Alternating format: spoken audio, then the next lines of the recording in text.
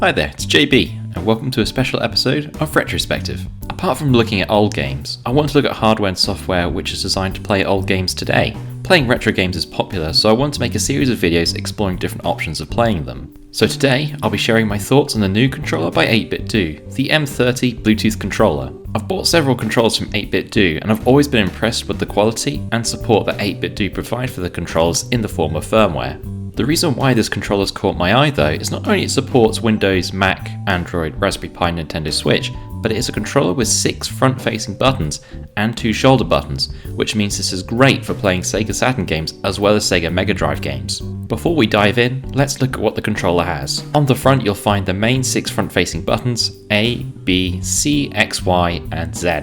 In the center, there is the start button, the select, which is the middle button, the home button, which is the right button, and the star button, which is on the left. The star button is the turbo button, or if you're using it on the Switch, it's the screenshot button. Finally, on the left, you'll find the D-pad. At the bottom of the controller, you'll see LED lights indicating which player you are. At the top, you'll find the L and R shoulder buttons, as well as the pair button for Bluetooth functionality, plus a USB Type-C port for charging and connecting the controller via USB. I've been spending some time using the controller for playing Sega Saturn and Mega Drive games on an emulator, and these are my thoughts on the controller.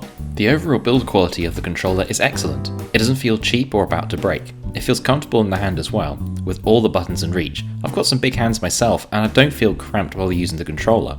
The main 6 front-facing buttons are well made and don't feel spongy. You know when you're pressing them. The shoulder buttons are also good, each side offering a solid click when you press them. The D-pad was a pleasant surprise. The overall texture on the D-pad feels nice when you're travelling around it. It offers some good feedback as well, so you can feel confident in knowing which direction you've pressed. I tried various fighting games like Dead or Alive to see how the D-pad held up, and I had no trouble with pulling off any of the moves.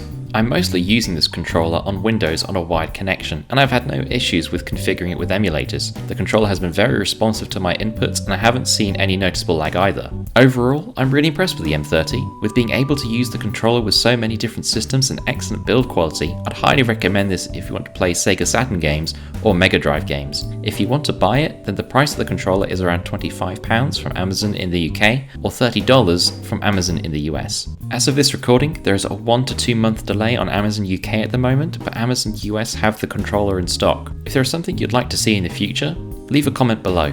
As always, thanks for watching. I'll see you all in the next one.